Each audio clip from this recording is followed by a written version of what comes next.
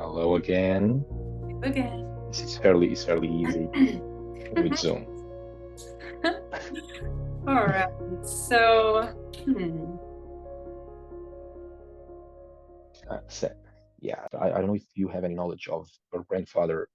Are you aware if he had, any other uses to his magic other than just performing, or if he used it in any other way? all I can say to that is that he had the persona of Mandrake the magician, and that was the one that stayed with him his whole life. But I think sometimes, he wanted to experiment and try other things. So he became Alexander the Great. There was a magician that already existed called Alexander the Man Who Knows. He was a mentalist. And because my Hmm. father did all kinds of different magic, he did not only stage performing, but he did escapism. He was really big on that. He did do mentalism and all kinds of things. So he also had he had a couple of television shows. One that was Alexander the Great.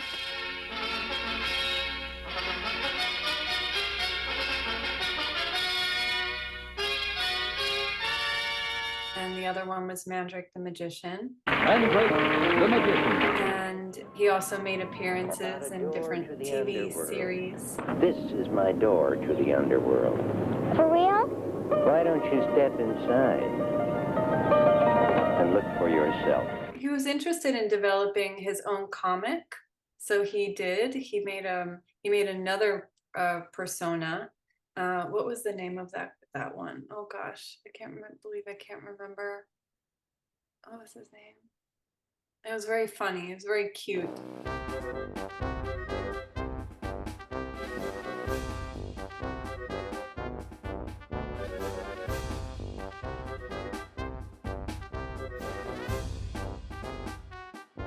He really just was that magician for his whole life, which I think is quite a feat all in itself, just to stay so true.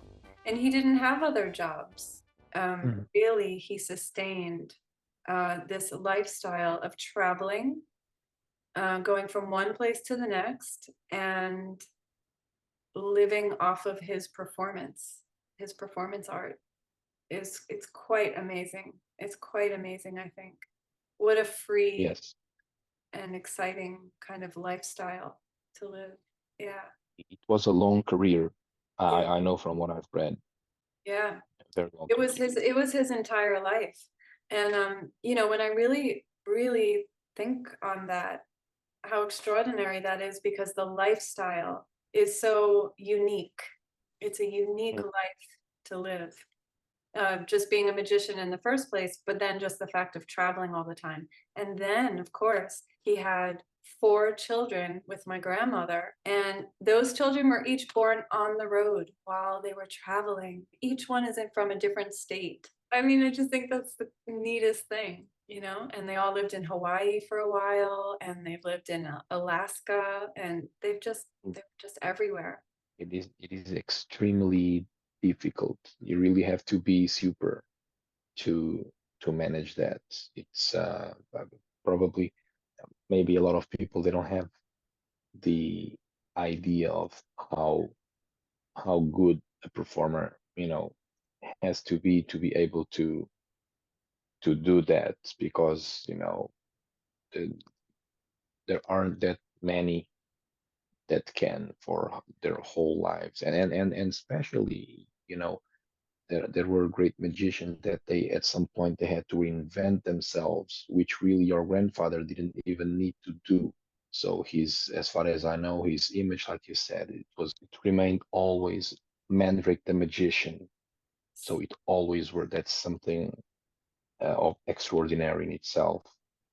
And another thing that's Yes. quite extraordinary is as he was going along traveling with his magic show, it wasn't just him, this one man, getting up on stage and doing parlor tricks or, little sleight of hand things. He put on a production.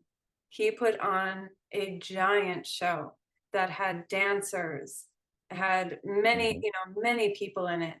Musicians were in it. There's an agent in almost every town of any size, and he knew them ahead of time. One agent told me, he says, I never saw anything like that guy.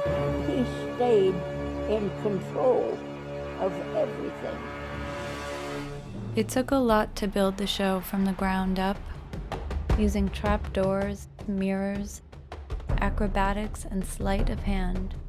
He created a world with surprising storylines and unexpected twists. With large props, elaborate costumes, and a colorful cast of characters. Each 2-hour show was different from the last, so audiences truly never knew what to expect. And yeah, I mean, if you think about it, what a huge feat it is that there's this comic book character at the same time that he is this live character, kind of like making personal appearances. He has to kind of match up with the story a bit of what's going on with the comic. 3, 2, 1, 0! So he had Princess Narda, which was his assistant and his wife. And then he also had Lothar, who was this Prince of Africa, giant, strong man. And he had him on the show as well. And so they really put together something huge, a huge production.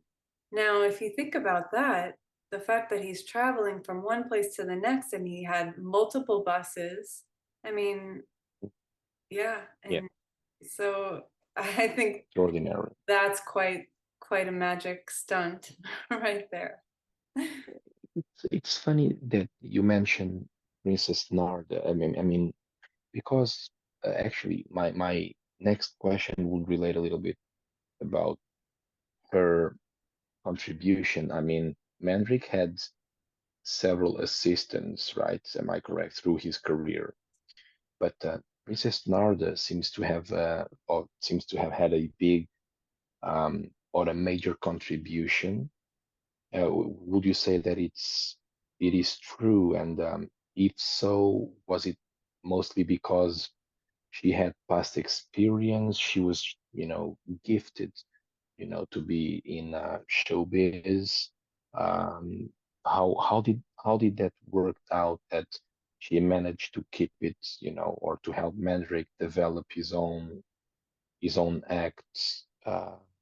Princess Narda is absolutely an extraordinary woman. And she indeed had her own show all by herself going on before she met my grandfather. So yes, she was a very capable performer all on her own. She made her own costumes. She trained doves and she brought her birds, her doves, into her act to dance with her. So she's a true artist. She had a real sense of what looks beautiful on stage.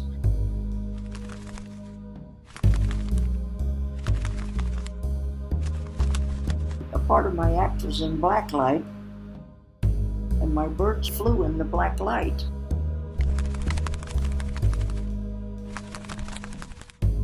I had a fantail pigeon that did everything she was supposed to do, and then she'd do some smart-ass stuff on the side. Put my arms up like this, and she wanted to get back in the act, so she would fly off of her perch and land on my head. I think she really helped to shape it. I think it's safe to say that on that level, that huge performance production level, that she had a huge part in that, in creating that. And does that answer it, or is there more? She's an That's extraordinary great. person. There can be a whole documentary done on her, which I am thinking of doing, by the way.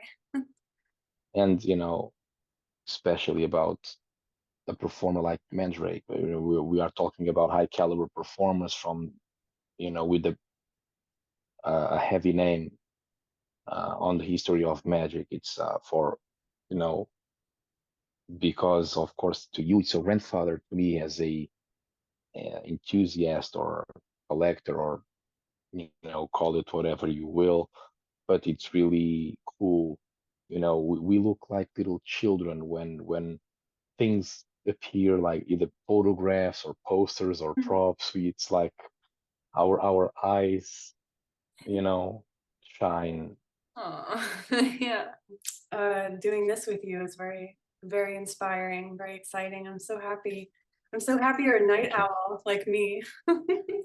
I am, because this time, as you can see, everybody's upstairs already sleeping, and this is like, you know, when I get the time to focus and do my thing, you know, it's when I get to read and write and all those things.